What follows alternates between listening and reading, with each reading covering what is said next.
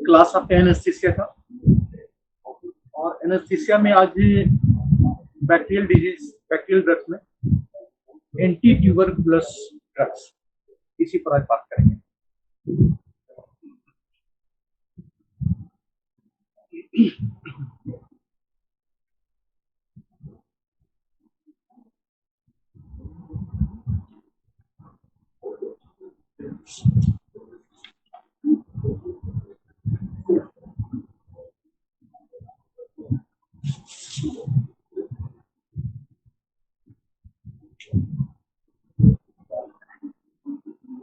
Anti तो बाद में, पहले ट्यूबरकुलस।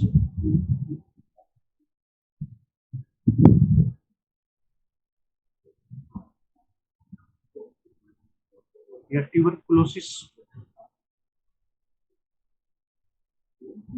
ट्यूबरकुलोसिस कई तरह का होता है। Pulmonary, meningeal, bone and other tissues। तो सर हेडिंग क्या है सर? हेडिंग एंटी ट्यूबरकुलस लिखा हुआ तो ये हेडिंग है एंटी। ठीक है सर।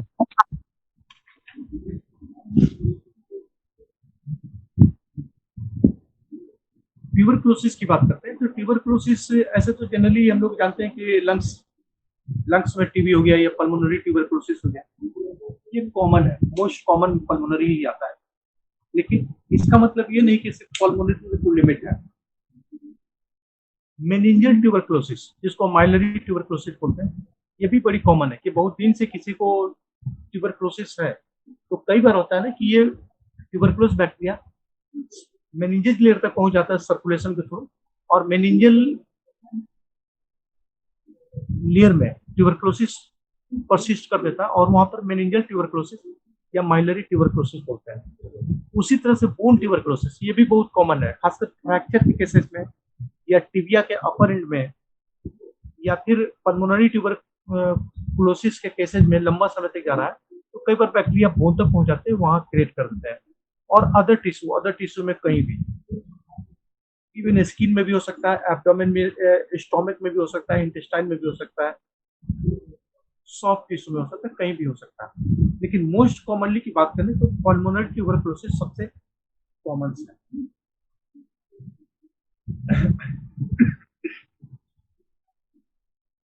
ये जो ट्यूबरकुलोस बैक्टीरिया है, ये माइकोबैक्टीरियम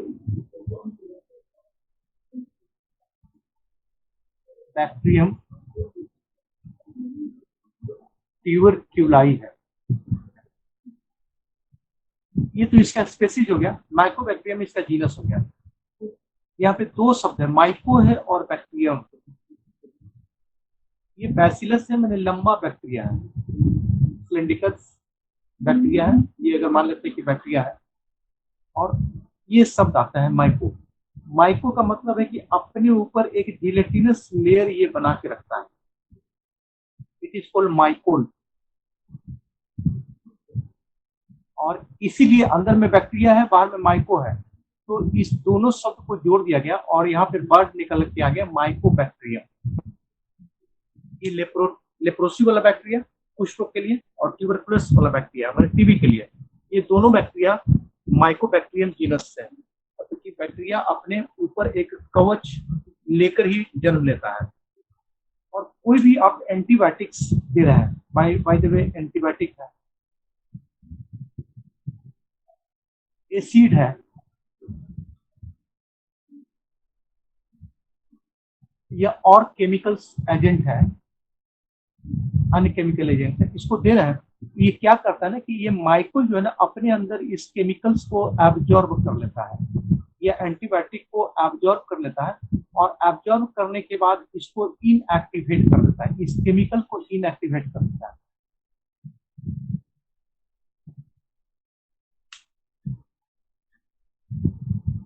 एसिड दे रहे हैं, सबसे कॉमन तो एसिड है, अलग से थोड़ी हम लोग पी रहे हैं। लेकिन स्टोमक में जो एंजाइम सीक्रेट हो रहा है pepsin. Pepsin high hydrochloric acid का बना हुआ है और उसका पीएच वैल्यू 1.4 पीएच वैल्यू है पेप्सिन का। और 1.4 पीएच वैल्यू का एसिड का मतलब इसी से अंदाज लगा लीजिए टॉयलेट क्लीनर क्लीनर जो हमारे पास घर में उपलब्ध होता है उसका पीएच वैल्यू 3 to 4, 3 या 4 या 4.5 पीएच वैल्यू का होता है, ये 1.4 पीएच का है। इट मीन्स कि अगर एक ड्रॉप अगर उसको डाल दिया जाए हाथ पे निकाल के तो परफोरेट होके ये नीचे से निकल जाएगा, छेद करके ये नीचे से निकल जाएगा। अगर हाथ में 1.4 पीएच का हम हाइड्रोक्लोरिक एसिड यहाँ पे ऐसे करके डाल देते हैं तो ये रुकेगा नहीं, इसको छेद करके नीचे से गिर जाएगा। ये इतना हाईली एसिडिक है, मतलब कहने का मतलब कि पूरे टिश्यू को ये गला देगा। और ये जो माइकोबैक्टीरियम है इस एसिड का इस पर कोई असर नहीं पड़ रहा है, ये एसिड फास्ट बैसिली है। माइकोबैक्टीरियम एएफबी में आता है, एसिड फास्ट बैसिली, एसिड का इस पर कोई असर नहीं पड़ता है। क्यों नहीं असर होगा? तो ये जो जिलेटिन है ना इसको एब्जॉर्ब कर लेता है और एब्जॉर्ब करके इसको इनएक्टिवेट कर देता है और बैक्टीरिया इंटैक्ट अंदर इंटैक्ट रहता है। और फिर से जो डैमेज हो गया ना ये फिर से जिलेटिनस लेयर अपने आप को फिर से ये रिपेयर कर देता है, फिर से अपने आप को बना देता है। या कोई एंटीबायोटिक देते हैं तो एंटीबायोटिक भी माइकोल्स को पार करके बैक्टीरिया तक पहुंचेगा तब उसके आरएनए या डीएनए या फिर जो भी स्ट्रक्चर है उसको डिस्ट्रॉय करेगा, तो वहां तक पहुंच ही नहीं पाता है। इसलिए इसका जो एंटीबायोटिक है इसको स्पेसिफिक एंटीबायोटिक के अंदर में रखते हैं। इसके और लेप्रोसी के लिए स्पेसिफिक एंटीबायोटिक देना होगा। अभी जितना बात किए थे एरिथ्रोमाइसिन से या पेंसिलिन से या मैक्रो कोई भी मेडिसिन की बात की, जेंटामाइसिन, ये सब इस पर असर नहीं करने जा रहा। इसी माइकोबैक्टीरियम को खत्म करने के लिए स्पेसिफिक ड्रग्स जिसका हम यूज करते हैं, it is our anti tuberculous drugs. और आज का टॉपिक हमारा यही है, इसी पर हम लोग बात कर रहे हैं।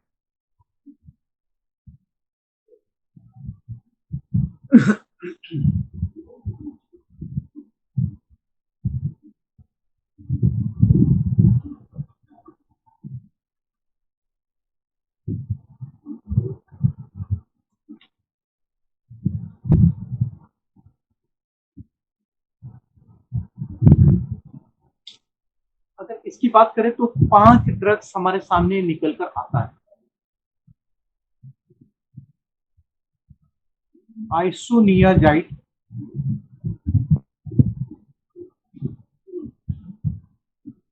पहला।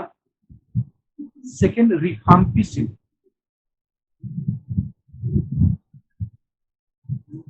सेकेंड जो हमारा ड्रग्स है बहुत कॉमन यूज किया जाता है रिफाम्पिसिन।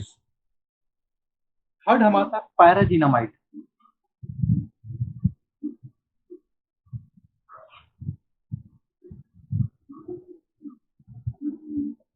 फोर्थ की बात करते हैं तो इथाम्ब्यूटोल,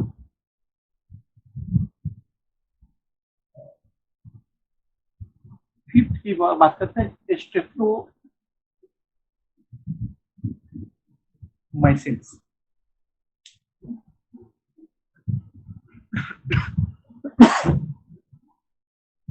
एंटी ट्यूबरकुलस ड्रग्स में ये 5 ड्रग्स को हम लोग लेकर चलते हैं। आइसोनियाजाइड, रिफाम्पिसिन, पैराजिनामाइड, इथाम्ब्यूटोल्स और लास्ट में स्ट्रेप्टोमाइसिन। और एक छठा उसमें इंक्लूड करता है थायोएसिटाजोन।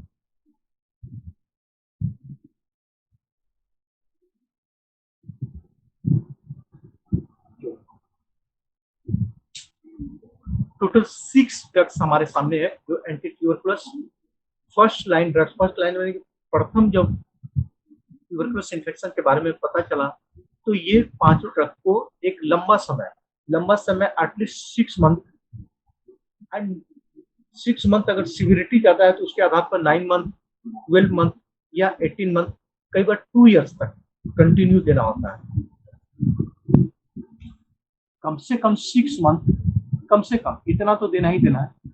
6 मंथ तो लेकर 2.5 ईयर, 2.5 साल तक भी दे सकते हैं अकॉर्डिंग टू सिविरिटी। कितना सीवियर है कम सीवियर है 6 मंथ, उससे ज्यादा है तो 9 मंथ, उससे ज्यादा है तो 1 ईयर, ऐसे करके ये इसका डोज ड्यूरेशन से बढ़ता हुआ चला जाता है। तो हम जो बात करेंगे अब इसी एक एक इंडिविजुअल ड्रग्स आइसोनियाजाइड से नीचे धीरे धीरे करके बढ़ते हुए चलेंगे। मेरे हिसाब से स्ट्रेप्टोमाइसिन की चर्चा लास्ट क्लास में किए थे, लेकिन फिर भी यहाँ पर इसको रिपीट कर देंगे।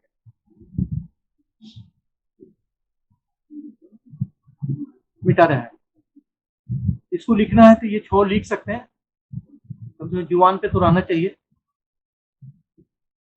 ये 6 नोट कर लीजिए आप लोग, ये जुबान पे होना चाहिए। Isoniazid, rifampicin, pyrazinamide, ethambutol, streptomycin and thioacetazone. इन्हीं 6 में किस कभी कोई कॉम्बिनेशन, कभी कोई कॉम्बिनेशन करके हम लोग देते हैं।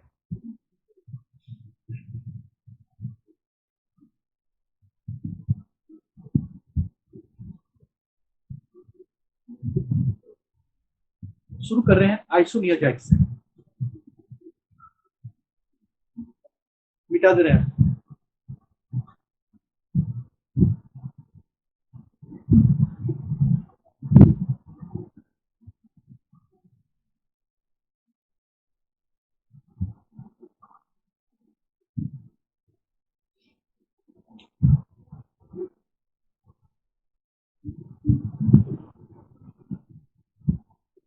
Isoniazid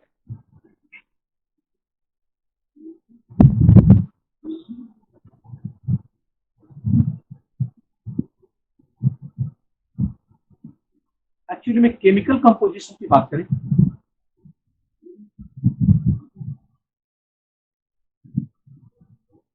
it is made of आइसोनिक्टोनिक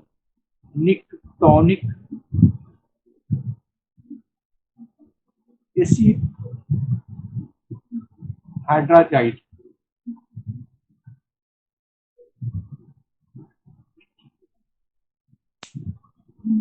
it is made of isoniazid किस चीज के बना हुआ है, तो आइसोनिक्टोनिक एसिड हाइड्राजाइड, इसका केमिकल कंपोजिशन अगर ब्रेक करेंगे तो आपको यह निकल के आएगा।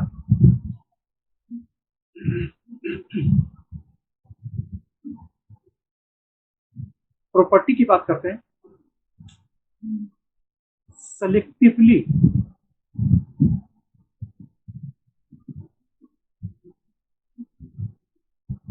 Effective against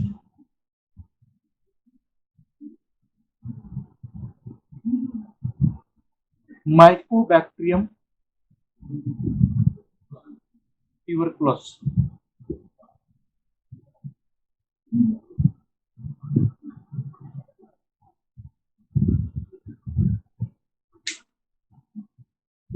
isoniazid specially tuberculosis bacteria, मतलब माइकोबैक्टीरियम ट्यूबरकुलोसिस के अगेंस्ट में ही इस्तेमाल किया जाता है। इसको हम लोग ये नहीं कर सकते कि माइकोबैक्टीरियम के अगेंस्ट में बात करा, अदरवाइज इसको लेप्रोसी में भी यूज किया जाता है, लेकिन नहीं, सेलेक्टिवली यूज, ओनली सेलेक्टिवली ये माइकोबैक्टीरियम ट्यूबरकुलोसिस या ट्यूबरकुलोसिस बैसिलस के अगेंस्ट में ही इसको हम इस्तेमाल करते हैं। एंड स्ट्रॉन्ग बैक्टीरियोसाइडल है,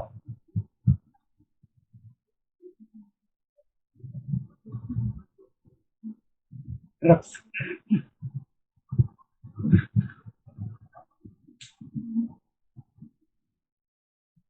ये जो ड्रग्स हैं बैक्टीरिसाइडल एंड स्ट्रॉन्ग बैक्टीरिसाइडल, ये बहुत heavily lethal effect on the tuberculous bacteria, बहुत ज्यादा ये काम करने लगता है।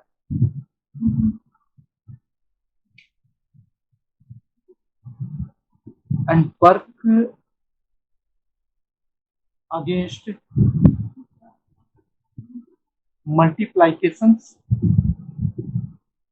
of Mycobacterium tuberculari bacilli।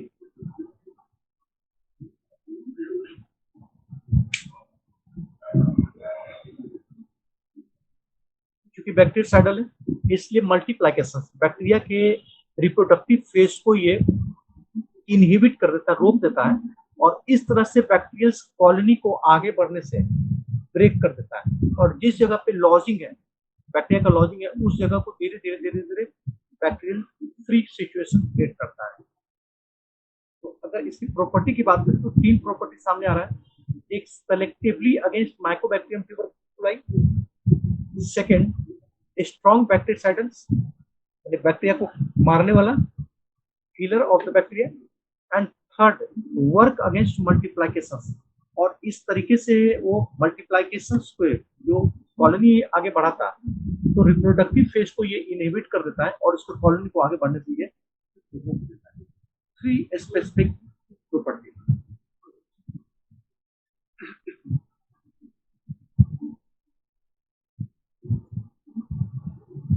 अगर मैक्रोफेगस मतलब कि डब्ल्यूबीसी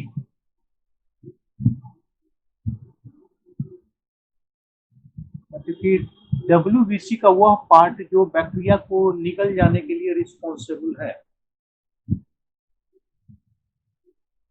वो प्रेजेंट है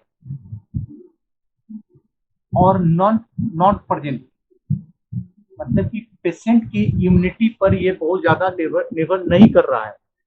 जिस पेशेंट की इम्यूनिटी वीक है, वहां पे डब्ल्यूबीसी में खासकर न्यूट्रोफिल्स, मोनोसाइट्स एंड लिम्फोसाइट्स, अगर इसका अमाउंट एडिक्वेट नहीं हो पा रहा है और बैसिलिस को इनगल्फ करने के सक्षम नहीं है, तो ऐसा नहीं है कि ये नहीं सक्षम है तो ये मेडिसिन काम नहीं करेगा। कई मेडिसिन एंटीबायोटिक हमारे हैं जो सपोर्टिंग करते हैं, जो हमारे मैक्रोफेगस सेल्स है उसको सपोर्ट कर देते हैं, उसके साथ मिलकर वर्क करते हैं। लेकिन इसमें ऐसी कोई बात नहीं है। ये बोले कि मैक्रोफेगस प्रेजेंट है तो भी ठीक है, और नहीं प्रेजेंट है एक्स्ट्रा सेलुलर साइट में, तब भी ये वहां पर ये वर्क करेगा।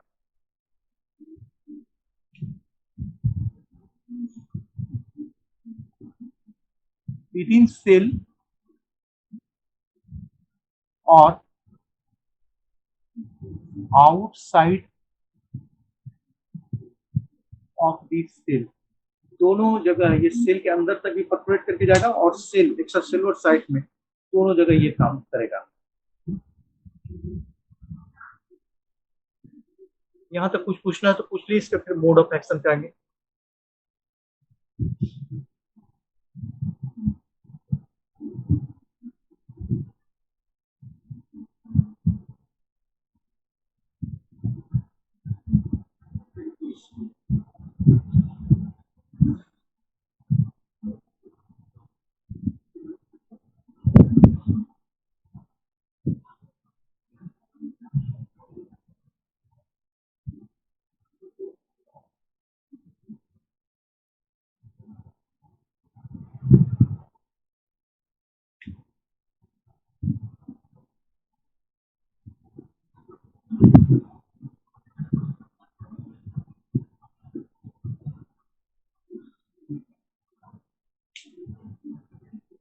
अगर मोड ऑफ एक्शन की बात करें, किस तरीके से ये काम करता है, वर्क कैसे करता है। First,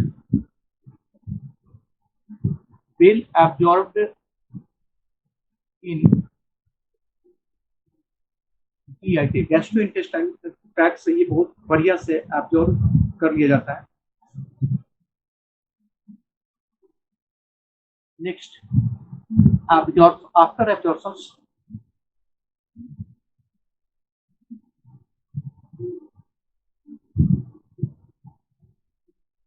distributed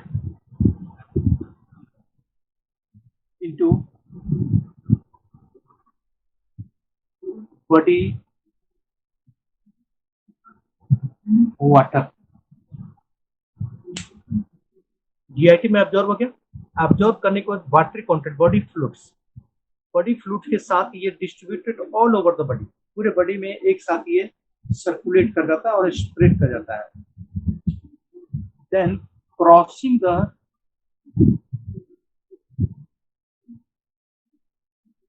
tissue barrier,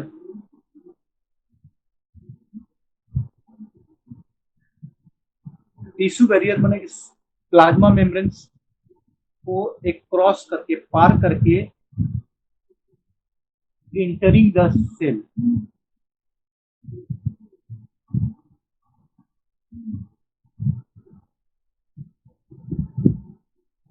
cells and cerebrospinal fluid. एकदम सब सीक्वेंसली है। एलिमेंट्री ट्रैक्ट के द्वारा एब्जॉर्ब हो गया, वाटर के साथ ये होल बॉडी में डिस्ट्रीब्यूटेड हो गया। टिश्यू बैरियर में प्लाज्मा मेम्ब्रेन है, तो प्लाज्मा मेम्ब्रेन को क्रॉस कर गया, पार कर गया, और पार करके सेल के इनसाइड अंदर तक पहुंच गया, ठीक है। और इनसाइड सेल तक भी पहुंच गया, साथ में सेरेब्रोस्पाइनल फ्लूइड, मतलब मेनिंजेज लेयर को पार करके ये सेरेब्रोस्पाइनल फ्लूइड तक भी चला जाएगा, और सेरेब्रोस्पाइनल फ्लूइड में भी बहुत बेटर वर्क करेगा। जबकि पहले प्रीवियसली क्लास याद कीजिएगा तो कई ऐसे मेडिसिन था जो सीएसएफ में उसका एब्जॉर्प्शन पुअर था, या फिर सीएसएफ में उसका एब्जॉर्प्शन नहीं हो पाता था, डोज को बढ़ाना पड़ता था। लेकिन यहाँ ऐसा नहीं है, यहाँ सेल को भी परफोरेट करके चला गया अंदर में, और मेनिंजेज लेयर को परफोरेट करके सेरेब्रोस्पाइनल फ्लूइड तक पहुंच गया, और सीएसएफ में भी ये डिस्ट्रीब्यूटेड हो गया और वहां तक स्प्रेड कर गया।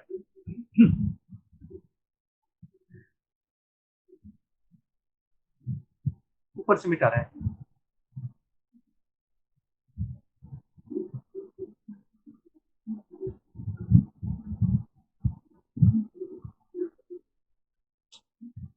देयरफॉर क्योंकि सीएसएफ में चला गया, इसलिए देयरफॉर यूजेस इन मेनिंजल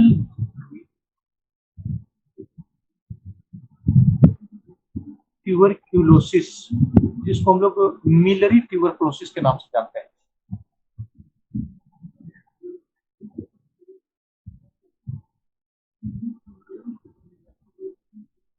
ये चॉइस ऑफ ड्रग्स आएगा, isoniazids first choice of drugs in case of meningeal tuberculosis.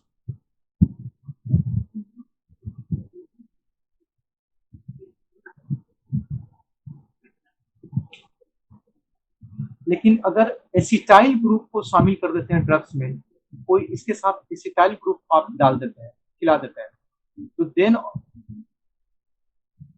Isoniazid is inactivated.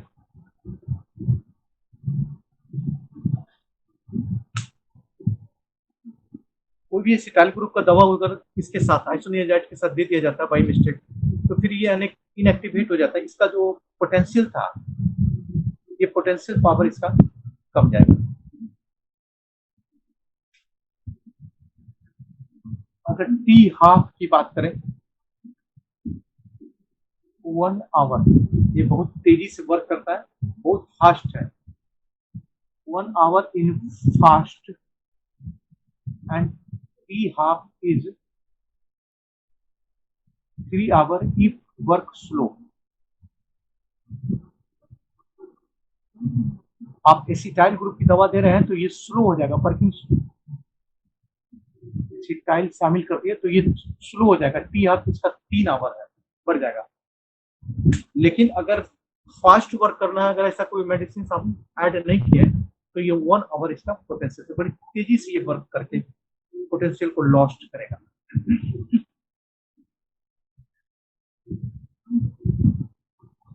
Dose and duration की बात करते हैं। सर ऊपर से रिपीट कर दीजिए ना। ये वाला, ये यस सर, और ऊपर में लिखा था ना use in meningeal tuberculosis. Use in meningeal tuberculosis, that is called miliary tuberculosis.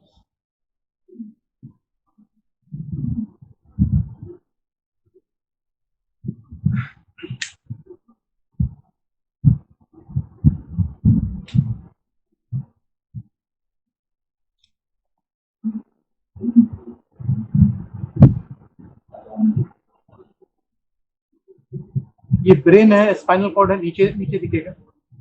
इसके चारों तरफ मेनिंजेज लेयर है।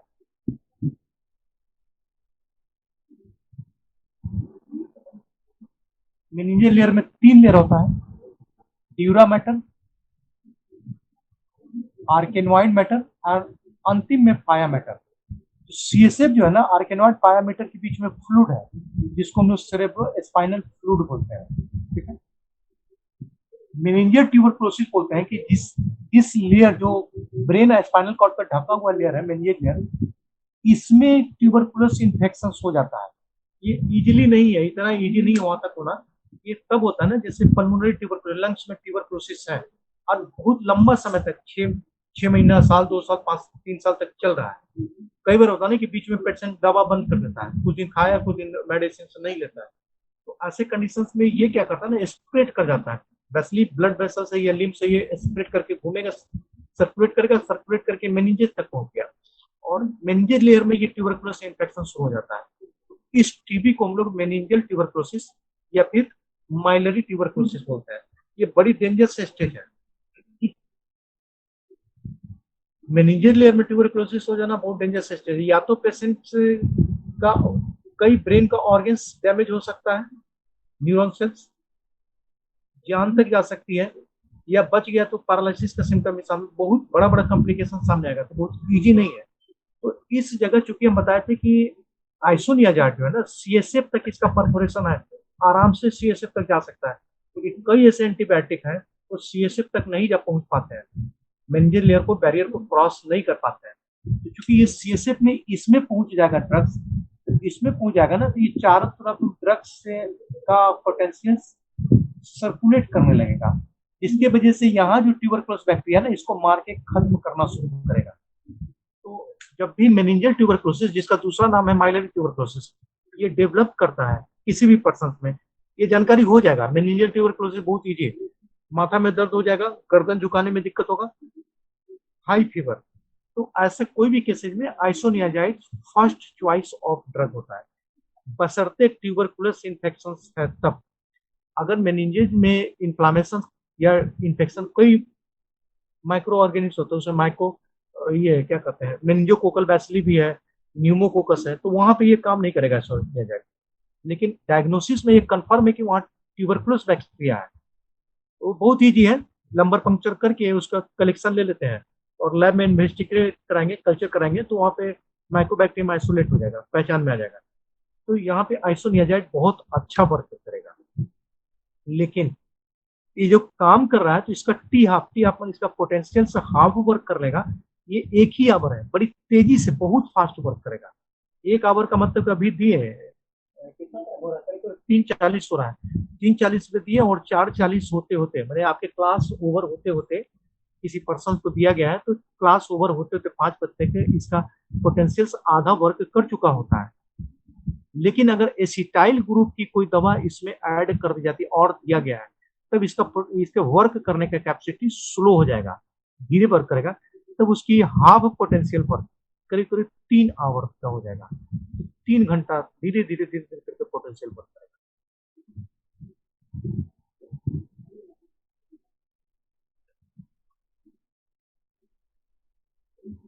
अब इसके डोज पे आते हैं। सर, हाँ, एसिटाइल ग्रुप का जो है दवा कब उसमें मिलाते हैं, मिलाते नहीं है, किस कंडीशन में? मिलाते नहीं है इसका, ये तो यही पहले ही बताया था कि इसको नहीं देना है। लेकिन कोई ऐसा और भी प्रॉब्लम है पेशेंट में, इसके साथ ट्यूबरकुलोसिस के साथ और भी प्रॉब्लम है, कार्डियक प्रॉब्लम्स है, न्यूरोलॉजिकल प्रॉब्लम पहले से, जिसमें वो मेडिसिन चल रही है उसको, तब तो उसको बंद नहीं कर सकते हैं ना। तब ऐसे कंडीशन में दोनों का कॉम्बिनेशन हो जाता है, अदरवाइज नहीं मिलाते हैं।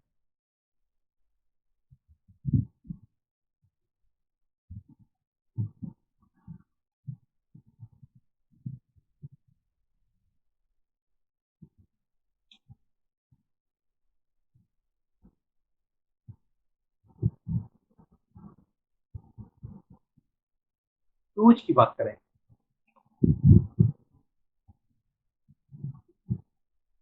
5 मिलीग्राम पर केजी पर डे।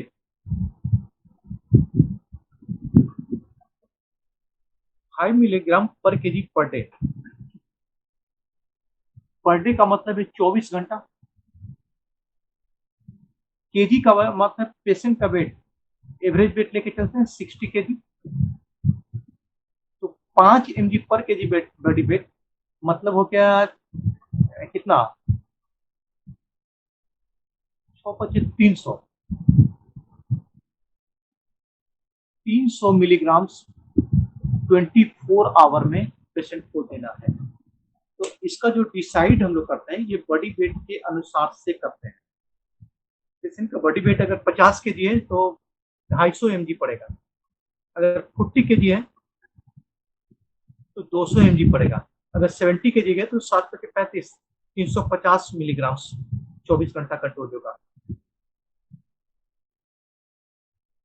अब इसको ये जो है ड्रग्स कंटिन्यू चलेगा, इसको ये तो डोज हुआ। ड्यूरेशन की बात करें, duration continue up to at least 6 months और फिजिशियन एडवाइस एज पर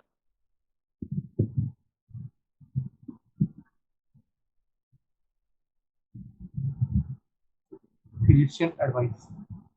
इसका मतलब हो गया कि ट्यूबरकुलोसिस बैक्टीरिया जब तक है, जब तक पेशेंट को डॉक्टर्स ये नहीं बोल देता कि अब यहाँ से ये क्यूर हो गया, अब मेडिसिन बंद कर रहे हैं, तब तक चलता रहता है। तो जनरली 6 मंथ का तो कोर्स चल ही जाता है। एक बार ट्यूबरकुलोसिस डायग्नोसिस हो गया तो आइसोनियाजाइड एंड रिफाम्पिसिन ये कंपलसरी ड्रग है, ये दोनों तो देना ही देना है।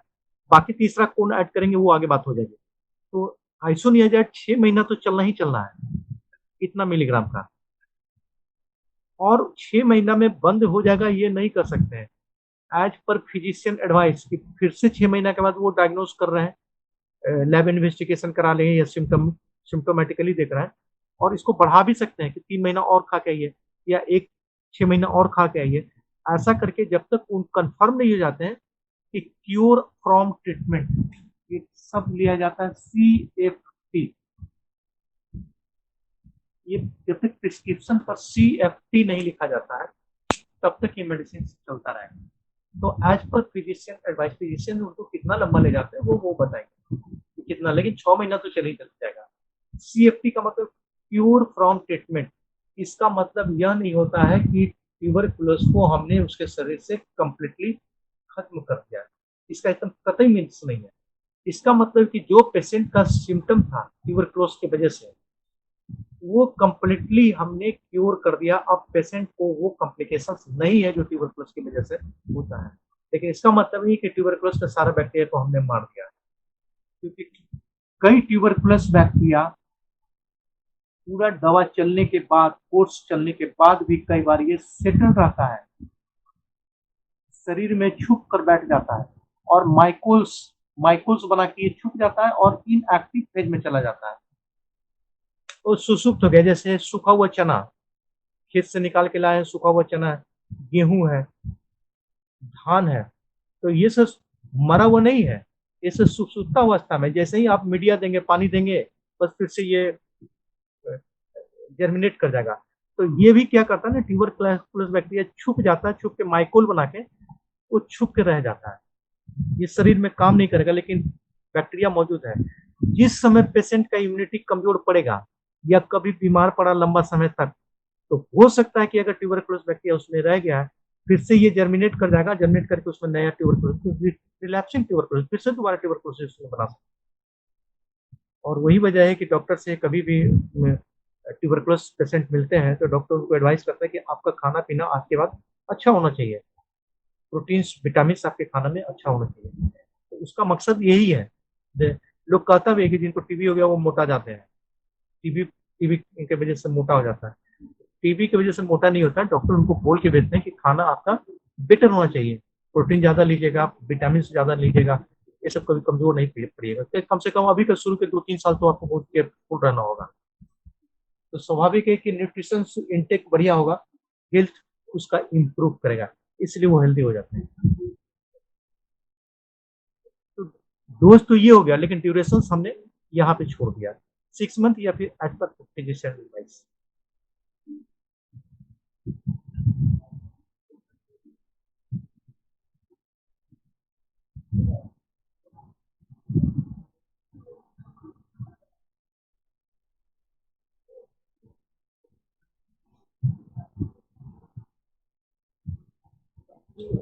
एडवर्स इफेक्ट पर बात करते हैं।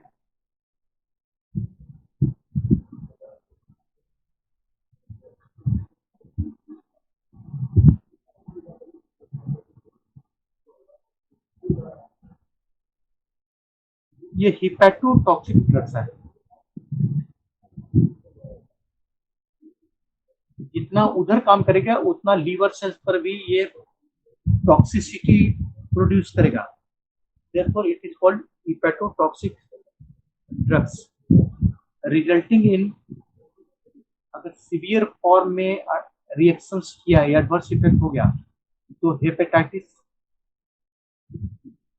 ड्रग्स इंड्यूस्ड हेपेटाइटिस, कल भी बात की है इस पर। कई बार death due to liver cell entertainment.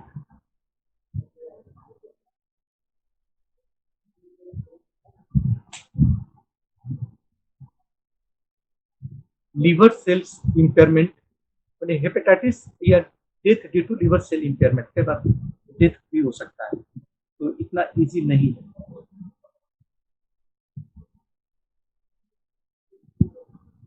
अगर एडवर्स रिएक्शंस अगर वर्ष रूप में आना है तो 6 वीक्स जब मेडिसिन दिया जा रहा है, मेडिसिन शुरू किया गया तो within 6 to 8 weeks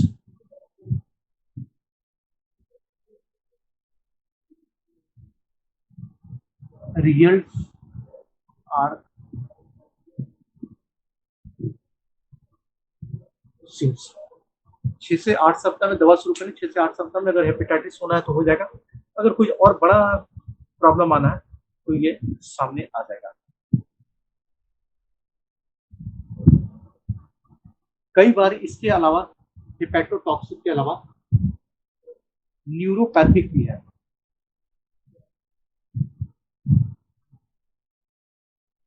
neuropathic का मतलब कि नर्व, खासकर पेरिफेरल नर्व्स में ये काम करना शुरू कर देगा और लिम्स में, पैर हाथ में नुमनेंस, नुमनेंस का मतलब है भोथरापन, टिंगलिंग, टिंगलिंग का मतलब है झिनझिनी। तो मेडिसिन देने के बाद इस ढंग का असर दिखाई दे सकता है। अगर न्यूरोपैथोलॉजिकल चेंज है तो टिंगलिंग सेंसेशन मतलब झिनझिन झिनझिन झिनझिन पैर हाथ में, या नुमनेस भोथरापन, ये महसूस पेशेंट कर सकते हैं। तो ये स्वाभाविक है कि दोनों चीज को 6 से 8 सप्ताह तक तो वॉच किया जाता है। अगर बड़ा कोई परिवर्तन से नजर नहीं आ रहा है, जैसे मात्र कभी कभी बोलता है कि झिनझिन झिनझिन आ रहा है, तो कंपनसेटरी ड्रग्स में न्यूरोकाइन वगैरह या फिर मल्टीविटामिन या बी कॉम्प्लेक्स उसको साथ में लगा दी जाती है, दवा नहीं बंद करते हैं। लेकिन अगर हेपेटाइटिस सीवियर जॉन्डिस के रूप में सामने आ रहा है तो फिर दवा को उस समय थोड़ी देर के लिए बंद करना पड़ेगा।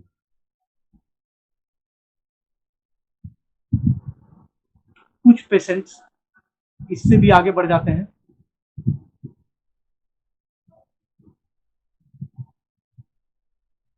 मेंटल कंफ्यूजन, अक्सर ओल्ड पेशेंट में देखा गया है कि न्यूरोपैथी के साथ साथ मेंटल कंफ्यूजन्स या मेंटल डिस्टर्बेंस का भी सिम्टम्स सामने आ जाता है। कई बार ऑप्टिक न्यूराइटिस, ऑप्टिक न्यूराइटिस माने जो देखने वाला नर्व है, ऑप्टिक नर्व है, उसमें इन्फ्लामेशन का भी सिम्टम सामने आ सकता है।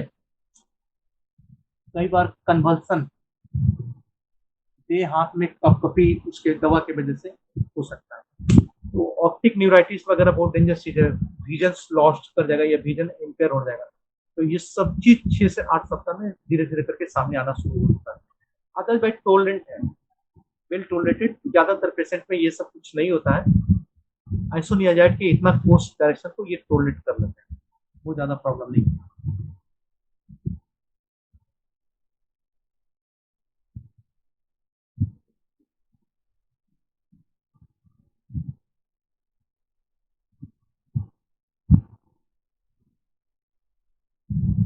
अब इसका सेकेंड ड्रग्स रिफाम्पिसिन पे बात करते हैं।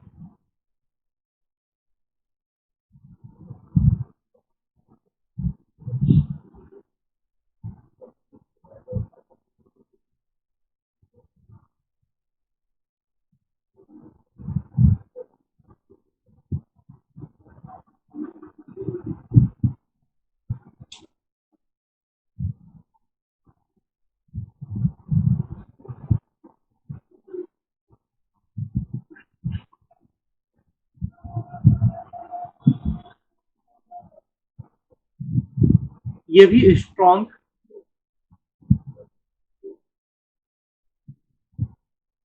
बैक्टीरिसाइडल ड्रग है, same like isoniazid.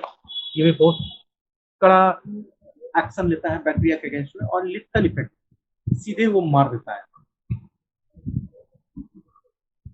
Work against Mycobacterium,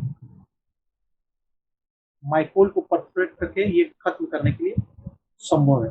तो ऐसे कंडीशन में माइकोबैक्टीरियम ट्यूबरकुलाई एंड माइकोबैक्टीरियम लेप्री, यानी लेप्रोसी एंड ट्यूबरकुलोसिस दोनों पर ये काम करेगी, जबकि आइसोनियाजाइड सिर्फ ट्यूबरकुलोसिस पर करा था, लेकिन ये दोनों ट्यूबरकुलोसिस एंड लेप्रोसी कुष्ठ रोग दोनों पर ये प्रॉपर वर्क करेगा।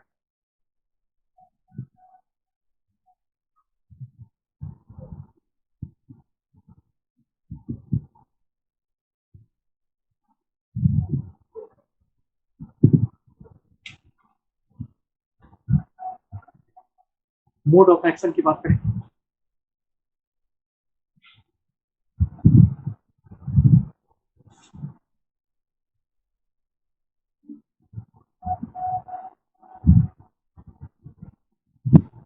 absorb from elementary canal but in empty stomach।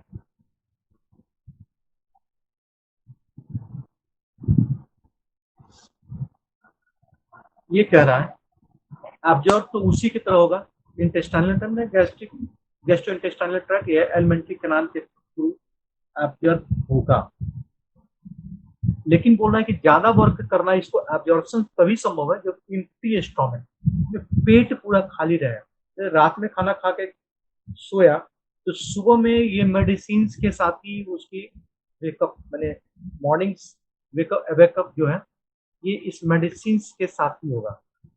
खाली पेट में ही इसको ले लेना है और खाली पेट में लेने के बाद शुरू का 1 से 3 घंटा तक, बेस्ट होता है कि 3 घंटा तक कुछ न लिया जाए, तो ये सबसे अच्छा एब्जॉर्प्शन है।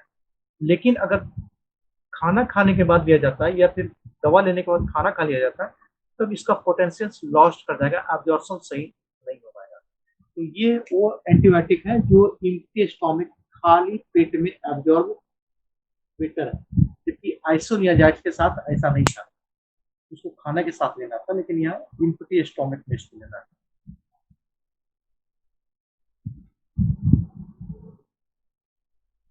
After absorption, penetrate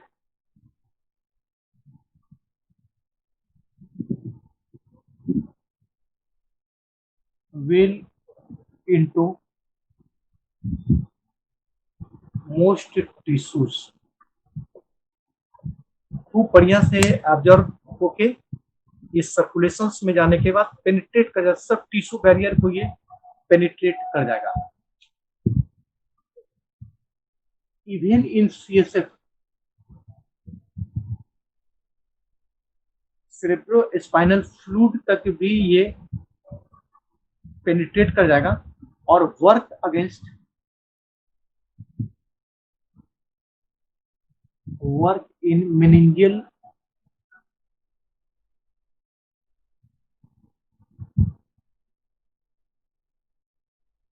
infection.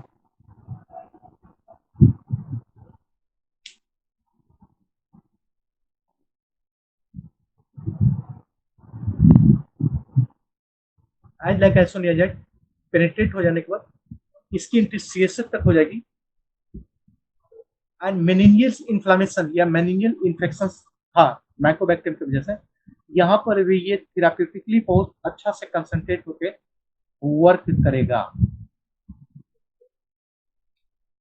And reduce इन्फ्लामेशंस।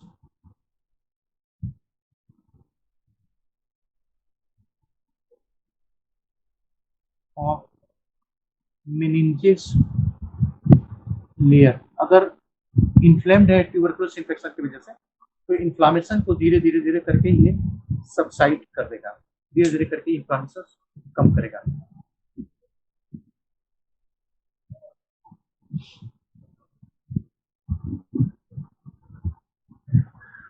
यहां तक पहले पूछना है तो पूछ लीजिए।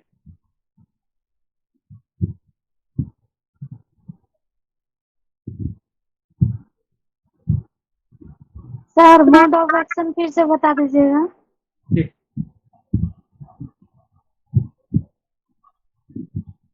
मोड ऑफ एक्शन में पहला बात करते हैं कि ये gastrointestinal tract like isoniazid alimentary canal, इसी के द्वारा ऑब्जर्व होगा, तो इसको ओरली लिया जाता है। स्वाभाविक है कि जो जीआईटी से ऑब्जर्व होता है वो दवा हम लोग ओरल लेते हैं, तो ओरली इसको लिया जाता है। ये ओरली तभी काम करेगा जब पेट खाली होगा। तो पेट खाली होगा ना, तो ऐसा नहीं कि सुबह में अभी दोपहर में खाना खा लिया था, अभी 2 घंटा हुआ है तो दे देंगे, ऐसा नहीं करेंगे। इसको जब भी देते हैं ना तो अर्ली मॉर्निंग, जैसे रात में खाना खा के सोया तो ये मान के चलते सुबह होते होते उसका स्टोमिक खाली हो चुका है, तो जैसे ही सोकर उठेगा ना तो उसी समय एक कैप्सूल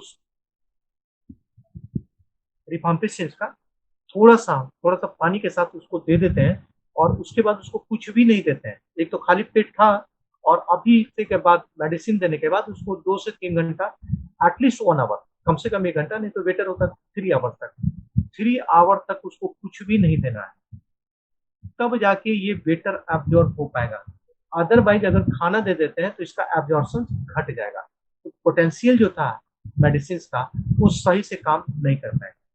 तो खाली पेट देना है मॉर्निंग में ही देते हैं सीधा बात, और इम्पटी स्टोमिक में देना है।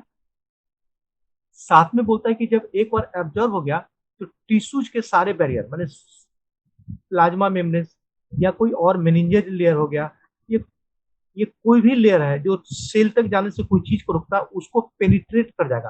पेनिट्रेट माने प्रवेश करना, छेद करके प्रवेश कर जाना, और प्रवेश करने के बाद टिश्यूज के अंदर तक ये पहुंच जाएगा।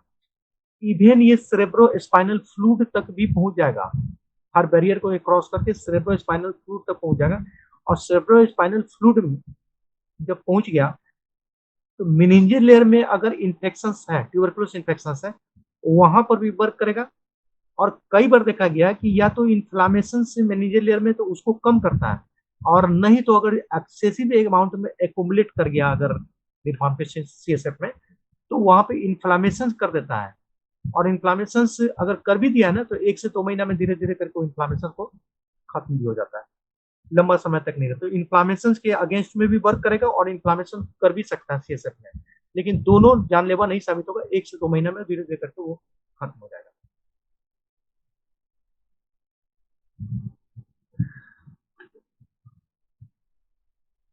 अब इतना के बाद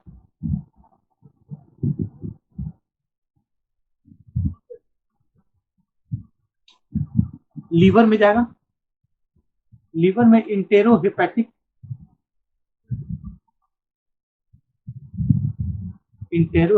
रिसाइक्लिंग, जाके उसका डिटॉक्सिफिकेशन होना शुरू करेगा, और लगता है लगभग 60% अप्रॉक्स एलिमिनेटेड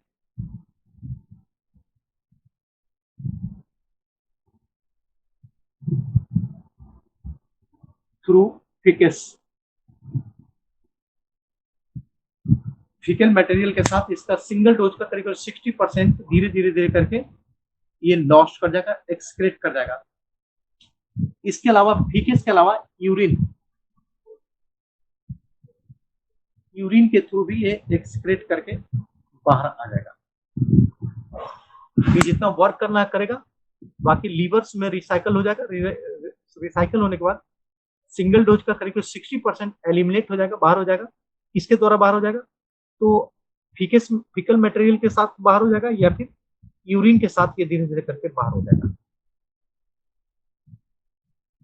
अगर टी हाफ की बात करें,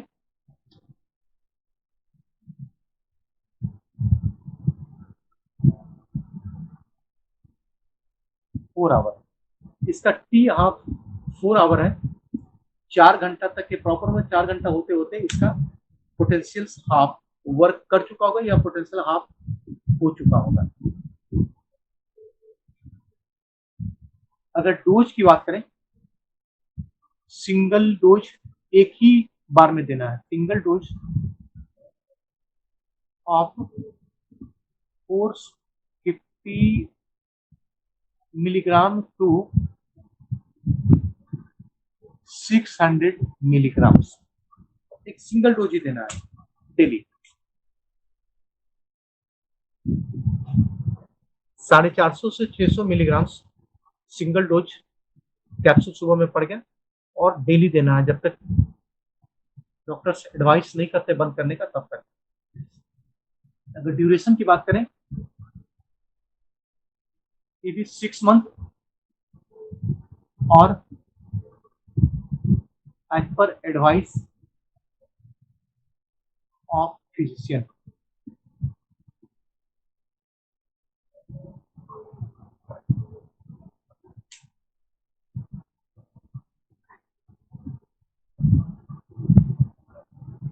चार सौ पचास से 600 mg या 450 देंगे या 600 mg देंगे 6 मंथ तक कंटिन्यू एटलीस्ट, और नहीं तो एज पर फिजिशियन एडवाइस जब तक वो कहते हैं तब तक चलेगा।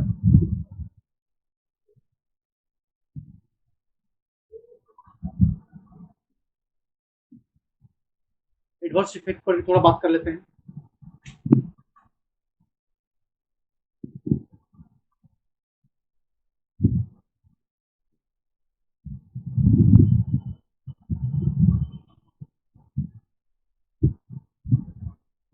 हिपैटोटॉक्सिक है ये भी, लीवर के लिए बड़ा डेंजरस दवाई है। Toxicity, serious toxicity, serious toxicity to hepatic cell, liver के लिए बहुत घातक साबित होता है ये।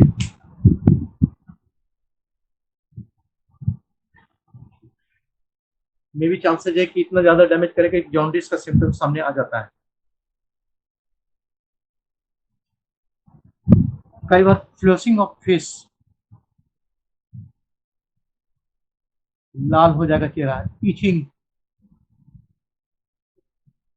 खुजली हो जाना या कुछ ऐसा रिएक्शन सामने आना शुरू हो जाएगा।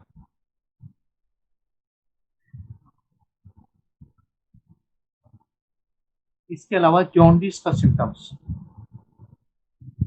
जॉन्डिस हो गया मतलब हेपेटाइटिस हो गया, ड्रग्स इंड्यूस्ड हेपेटाइटिस,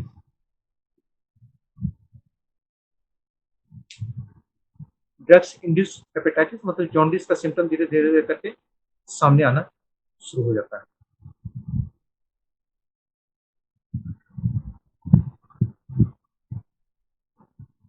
तो लीवर्स के लिए बहुत डेंजरस है ये।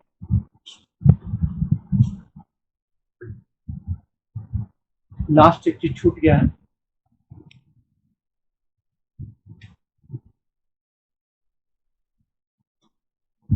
वर्क अगेंस्ट बैक्टीरिया बाई, अगर बैक्टीरियोसाइडल इफेक्ट है तो by inhibiting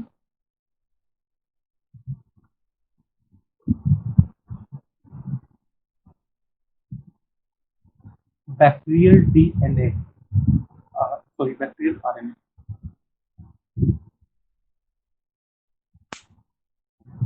RN synthesis, bacteria के आरएन सिंथेसिस को इनहिबिट कर देता है, रोक देता है, जिसकी वजह से बैक्टीरियल का ग्रोथ रुक जाता है और वो डाई कर जाता है।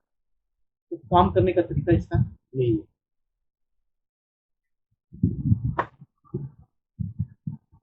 थोड़ा सा रेस्ट लीजिए, फिर इसकी तीसरी दवा पर बात करेंगे।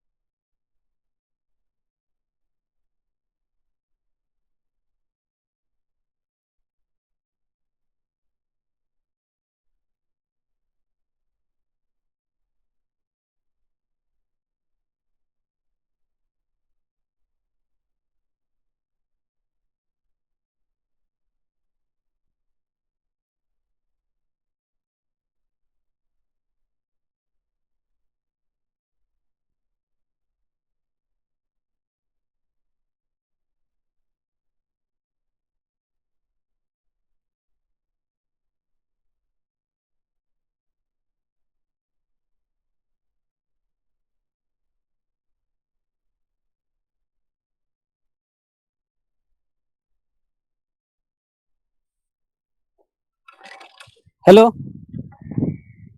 Hello Nitanshu sir.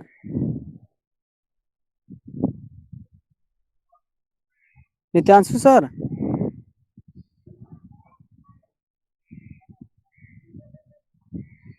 Hello.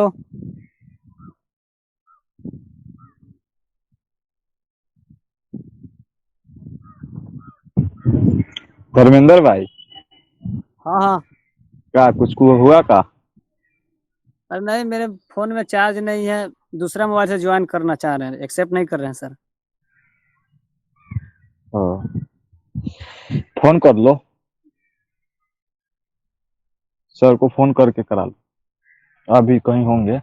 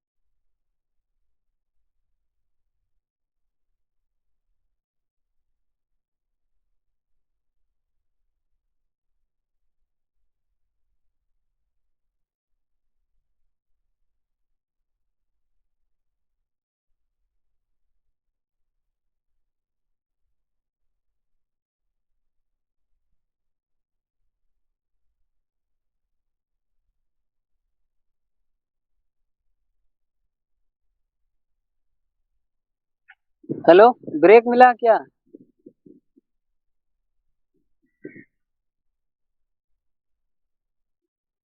Hello Sonu भाई। हाँ हेलो। अरे ब्रेक दिए हुए हैं सर क्या? ब्रेक नहीं है, क्लास तो चल रहा है पर साउंड नहीं आ रही, वॉइस नहीं आ रहा। मुझे भी नहीं आ रहा। रिज्वाइन। आपको आ रहा है? लोल सर म्यूट है तो कैसे वॉइस आएगा? ओके।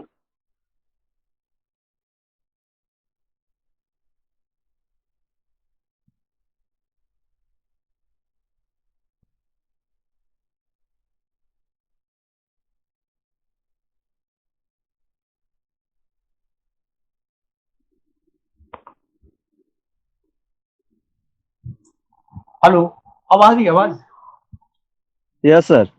अच्छा, वो नेट का प्रॉब्लम है, कभी कभी ऐसा हो जाता है। Okay sir.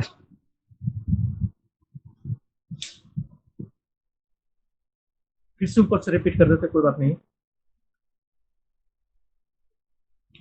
As like isoniazid ये उसी का ये डिराइव्ड रूप है। पहला तो ये बात ये करें कि निक्टोनामाइड का डिराइव्ड रूप है, थोड़ा सा अल्टर्ड करके पैराजिनामाइड बनाया गया। ये बैक्टीरियोसाइडल है, स्ट्रॉन्ग बैक्टीरियोसाइडल, ये बैक्टीरिया को मारने वाला किलर एंटीबायोटिक है। तीसरा होता है कि पेनिट्रेट इनटू लीजन। लीजन का मतलब होता है ये सपोज दैट ये लंग्स है,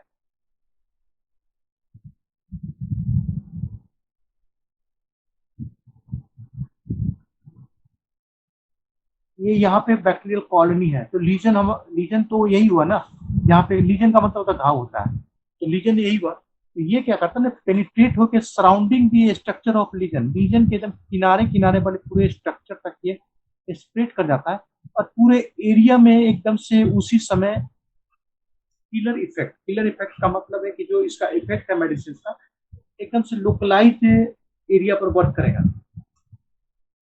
साथ में बोलता है कि एक कैविटी, कैविटी में खासकर पेरिटोनियल कैविटी है। पेरिटोनियल कैविटी का मतलब हो गया स्टोमक में ट्यूबरक्लोसिस है तब, या फिर ल्यूरल मेम्ब्रेन, ये लंग्स के बाहर का मेम्ब्रेन है, ये मेम्ब्रेन तक ये पहुंच जाएगा। साथ में मेनिंजेस लेयर, जो अभी पिछला डायग्राम बताते कि मेनिंजेस लेयर तक पहुंच जाएगा और एकदम से प्रॉपर यहाँ पे मेडिसिन अपना लिथल इफेक्ट वहां पे प्रोड्यूस करेगा। तो इसका जो पेनिट्रेटिंग पावर है वो लीजन तक एकदम बिल्कुल घाव तक पहुंचने वाला है, जहाँ पे बैक्टीरियल कॉलोनी है बिल्कुल वहां तक ये पहुंच करके वर्क करेगा।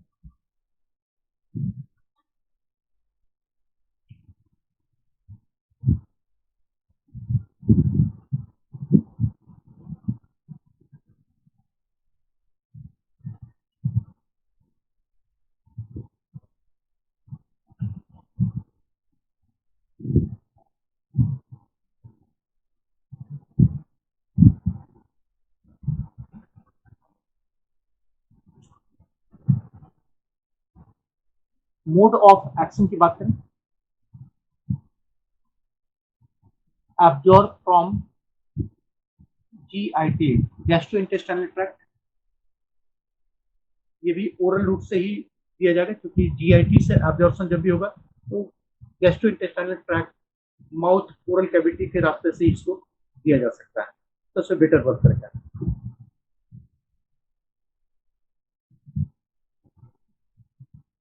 Circulate in body fluid,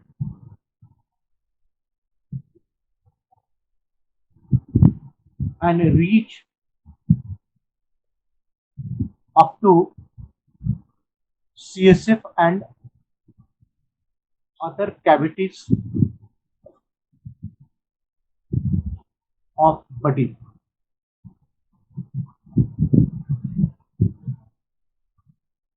and metabolized through liver.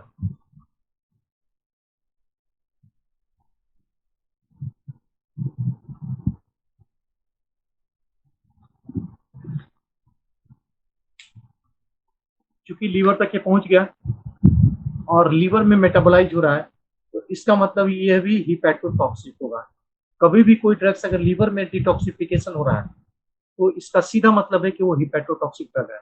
तो as like isoniazid and rifampicin, it is also hepatotoxic drugs, ये भी उसी तरीके से काम करेगा।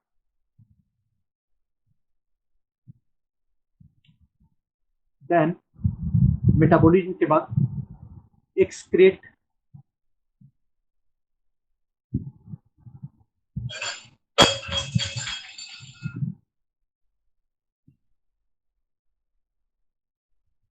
थ्रू यूरिन, ये यूरिन के द्वारा धीरे धीरे धीरे धीरे करके पास आउट हो जाएगा।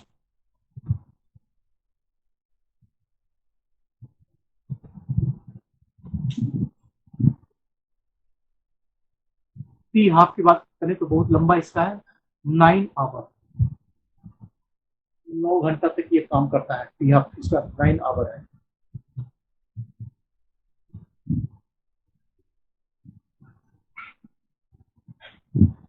डोज की बात करेंगे तो 3 grams per day,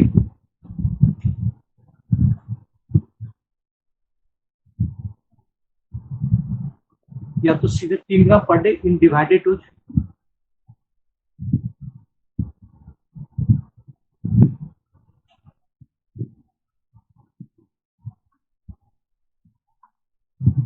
divided dose में 3 ग्राम्स अगर लिख रहे हैं तो इसको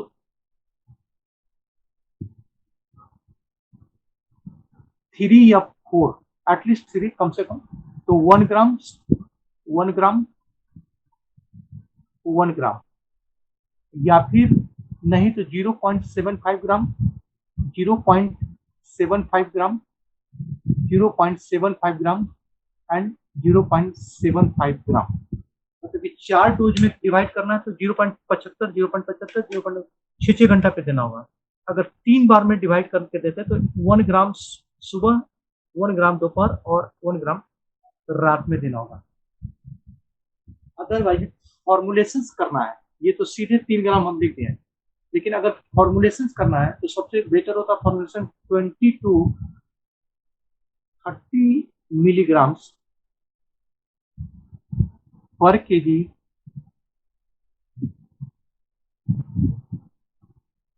इन 24 आवर। तो फिर से वही गुना कर लीजिए, अगर 60 केजी के आदमी को लेके चल रहे हैं तो 6 या 1800 मिलीग्राम, यानी करीब करीब 2 mg के आसपास पहुंचता है। तो 20 to 30 मिलीग्राम पर केजी डिवाइडेड, एंड मैक्सिमम देना है तो मैक्सिमम 3 ग्राम, इससे ज्यादा नहीं होना चाहिए। उससे कम हो जाए, 2 ग्राम्स हो जाए, 1 ग्राम हो जाए, वो ठीक है, लेकिन 3 ग्राम से ज्यादा नहीं देना है, तो फिर ये लीवर में बहुत बड़ा प्रॉब्लम सामने आ जाएगा।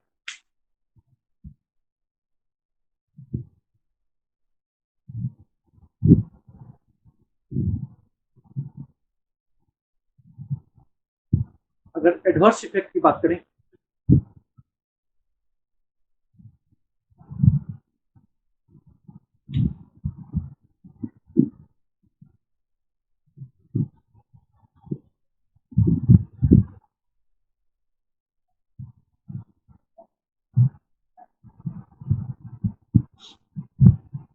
सबसे कॉमन एर्थाल्जिया। एर्थाल्जिया मैंने ज्वाइंट में देह हाथ में दर्द, नोजिया, वोमिटिंग, एकदम से बिल्कुल कॉमन से अगर दे रहे हैं तो ऐसा हो सकता है कि पेशेंट पे डेवलप करें। कई बार भूख मर जाएगा, एनोरेक्सिया, और अगर सीवियर इफेक्ट हो गया तो हिपैटो या हिपैटिक चेंजेज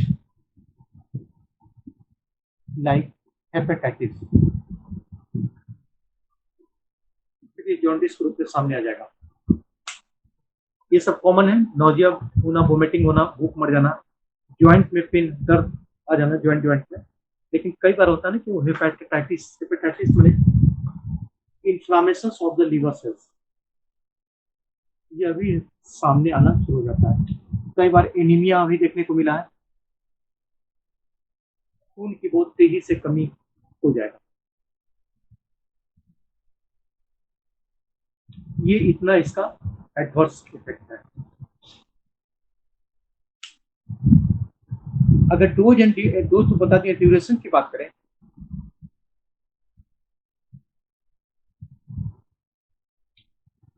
कोशिश की जाती है ड्यूरेशन में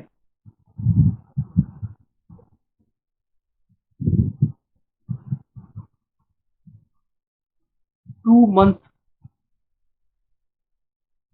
with isoniazid and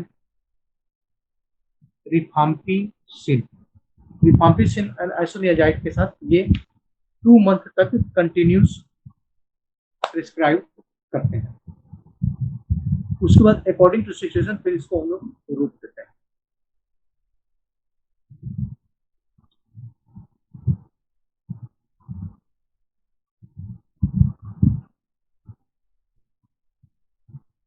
fourth drug की बात करते हैं, इथाम्बुटोल।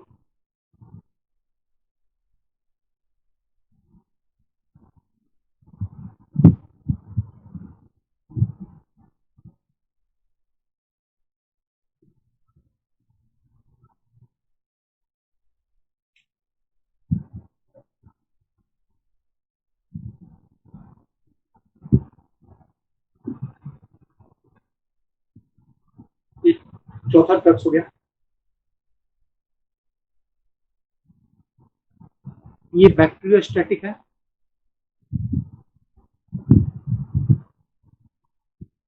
मतलब बैक्टीरिया के ग्रोथ को रोकने वाला है, बैक्टीरिया को किल करने वाला ये दवा नहीं है।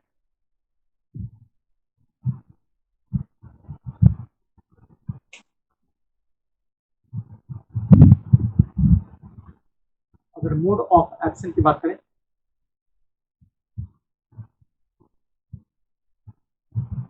Absorb from GIT, gastrointestinal tract, कहने का मतलब ये भी ओरली देना होगा। Inter all body tissues, almostly लगभग सभी बॉडी टिश्यूज तक ये पहुंच जाता है।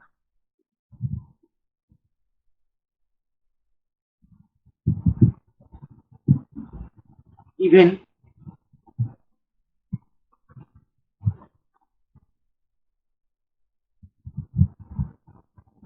meningeal layer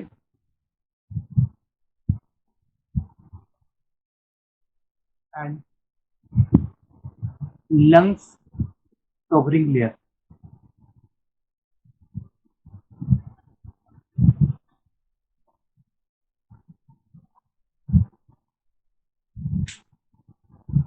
लगभग सभी बॉडी टिश्यूज, उस meningeal layer and pleural membrane या ल्यूरल मेम्ब्रेन जो लंग्स का कवरिंग मेम्ब्रेन है, वहां तक ये आराम से पहुंच जाता है।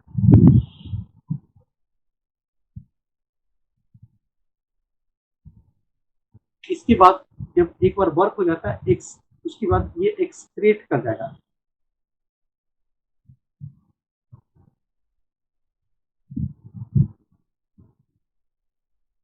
Through kidney. जब किडनी के थ्रू हो गया, इसका मतलब है नेफ्रोटॉक्सिक।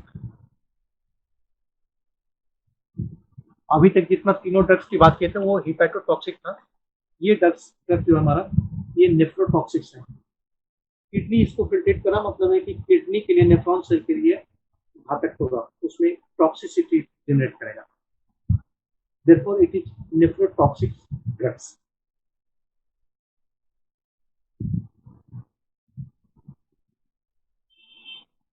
अगर पेशेंट पहले ही से सफर कर रहा है किडनी डिजीज से,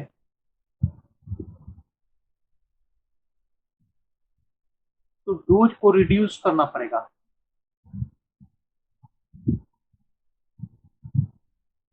पेशेंट पहले से अगर किडनी से प्रॉब्लम है, क्योंकि ये नेफ्रोटॉक्सिक है,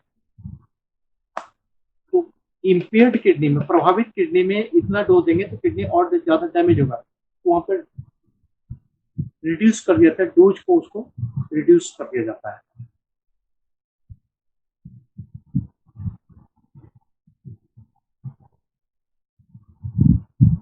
यहां तक कुछ पूछना है तो पूछ सकते हैं।